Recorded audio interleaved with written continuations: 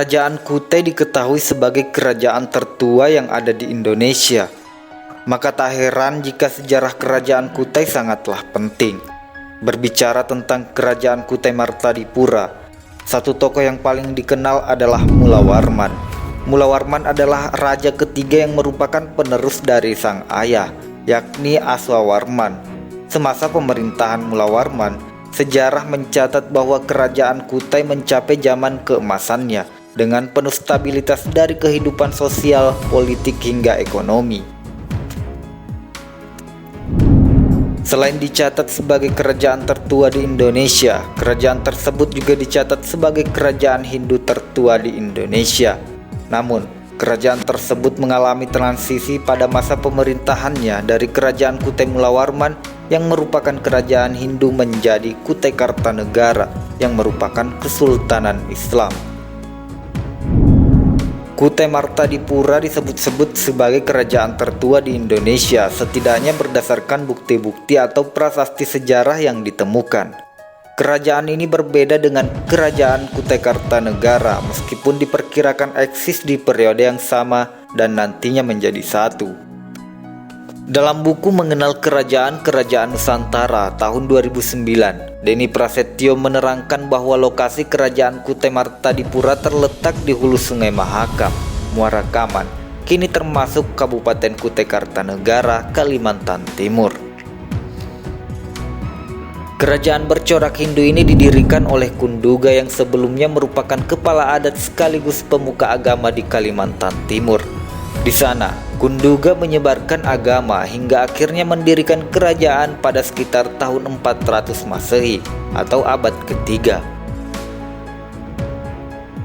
Setelah menjadi kerajaan, pemerintahan diwariskan secara turun-temurun ke anak Kunduga.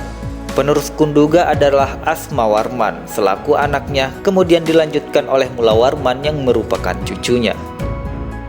Seperti yang telah disebutkan sebelumnya, kerajaan Kutai tidak terletak di jalur perdagangan yang diketahui khalayak dunia. Namun kerajaan Kutai sangat strategis sehingga bisa terhubung ke dunia luar meskipun tidak terletak di jalur perdagangan. Sungai Mahakam merupakan sungai yang berukuran cukup besar dan memiliki beberapa anak sungai.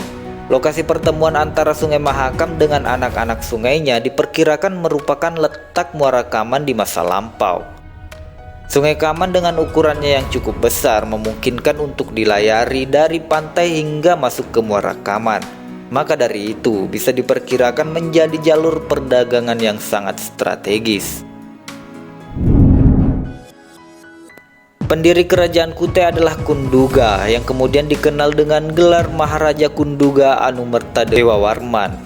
Menurut sejarah, Kunduga merupakan seorang pembesar dari kerajaan Champa yang terletak di Kamboja.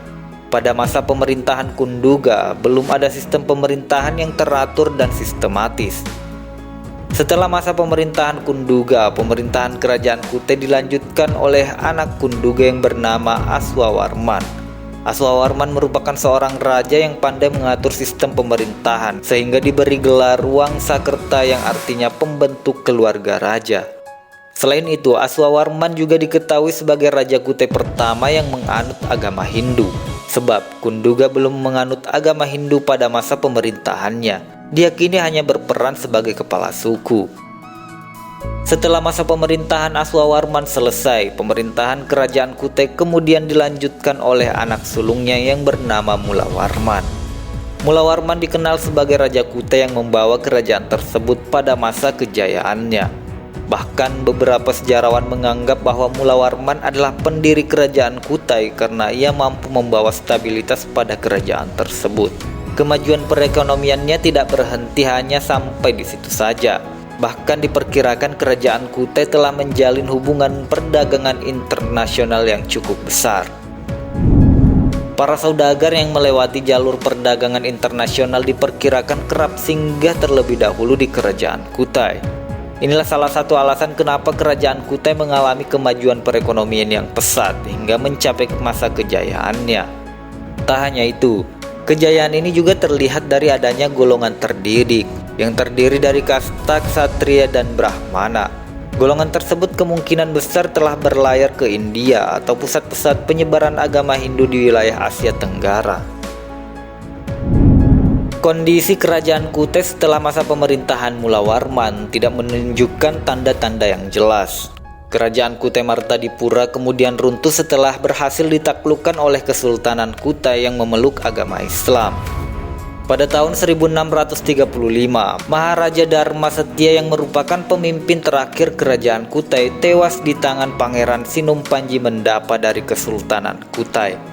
Setelah penaklukan tersebut, wilayah kekuasaan kerajaan Kutai berada di bawah Kesultanan Kutai. Peninggalan kerajaan Kutai yang paling terpenting adalah 7 buah prasasti Yupa yang berisikan tulisan dengan aksara Palawa dalam bahasa Sanskerta.